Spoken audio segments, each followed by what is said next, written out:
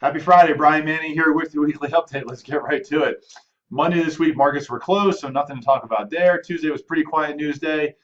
Wednesday this week, we got CPI. So CPI is the Consumer Price Index. It's a gauge of inflation at the consumer level.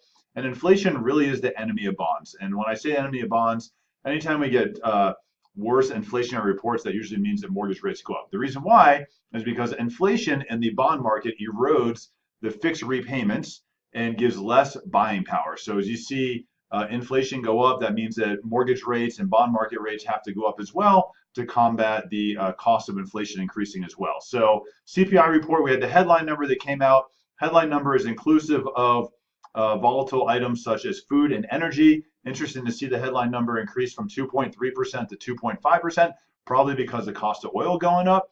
If you strip out these items and you look at what's called the core rate, so it strips out the volatile food and energy, the core rate through the consumer price index actually went down from 2.2% down to 2.1%. So we didn't really see the markets move as much there because we had the core rate decrease slightly. Wednesday this weekend, really with every single Wednesday, we had the Mortgage Bankers Association. They give us reports on mortgage applications for refinances and purchases. I don't really look at refinances right now, but purchase applications on a year-over-year basis were down 2.8%.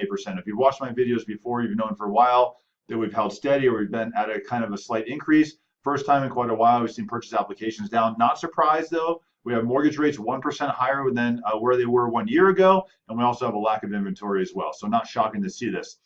Thursday this week, we had stock markets were down. A lot of this really had to do with Theresa May and Brexit, really having the uncertainty there. And mortgage rates definitely have benefited from this. We've had some positive reaction in the bond markets as of Thursday and pushing into today. If you look at what's going on today, financial markets are pretty nervous. There's just this overall fear of the U.S. economy going into recession. So if we look at unemployment, unemployment usually once it drops below a rate of 4.5% is the precursor of our economy going into recession. Typically it happens about 3 years after our unemployment drops below 4.5%. So if we look at that, probably looks at the U.S. economy pushing into recession around the summer of 2020. Second thing that's really moving us is the Federal Reserve. The Federal Reserve has just been hiking rates, because the Federal Reserve wants to have ammunition so that when we do go into recession, they have an ability to pull rates down and help stimulate the economy. What's really crazy is that by the Federal Reserve being so aggressive in hiking their rates because they don't want to get into another quantitative easing like they did before, they want to have rates as ammunition.